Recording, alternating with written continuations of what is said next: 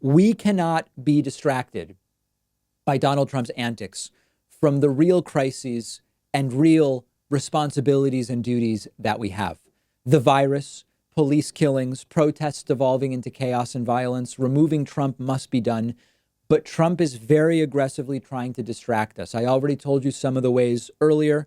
And the latest is Trump tweeting that he will be designating Antifa as a terrorist organization. Donald Trump, of course, announcing this on Twitter, saying, quote, "The United States of America will be designating Antifa as a terrorist organization." So there's a few different things to talk about here. Antifa is a militant left-wing movement that stands for anti-fascism, Antifa, okay? That's where the name comes from.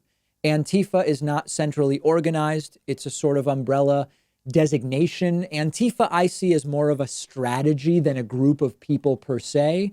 And sometimes they do violent things that I vehemently oppose. I have been endlessly critical of many of the tactics employed by individuals organizing under the umbrella of Antifa. It appears, though, that what Donald Trump is trying to do here is not actually constitutional in designating them a terrorist organization. The United States State Department has a list of terrorist organizations. They are foreign. Antifa is not foreign. Antifa is a domestic group. Even more importantly, if Donald Trump were to designate Antifa as a terrorist organization, they would lose some First Amendment protections which apply only to foreign terrorist organizations. So understand that this is part of the framing by Trump and William Barr, that the recent protests and unrest are merely left-wing anarchists looking to do violence and sow chaos. Now, to be clear, there is no shortage of anarchists all over the political spectrum doing protesting, many with ulterior motives. But there is also plenty of right-wing astroturf.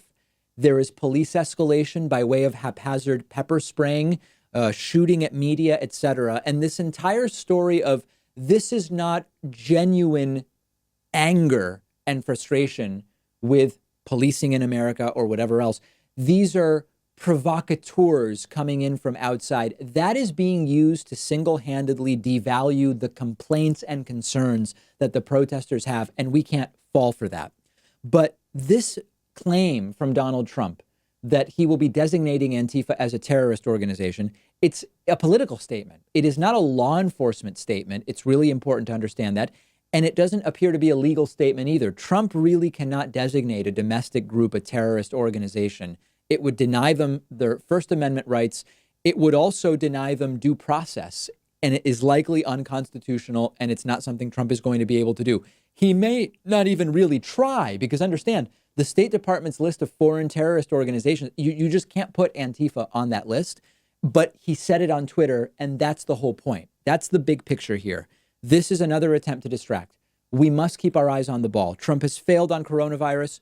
More than 105,000 have died. 50 or 60% of those deaths could have been prevented by a 2-week earlier request from Trump for a 50-state stay-at-home order and actual testing capacity. On that note, I don't want to get you to something boring, but understand, Trump's tweeting about designating Antifa a terrorist organization.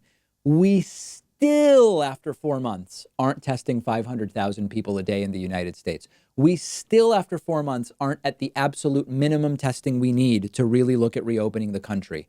We have national unrest with protests, violence, looting, destruction of property, arson.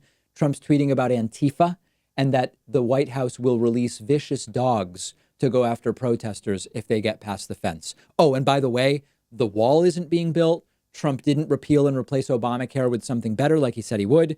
His trade war with China has failed. 25% of the workforce is out of jobs in the last 10 weeks. So, of course, Donald Trump is trying to take credit for SpaceX and make this about Antifa and otherwise pretend that he's doing a great job.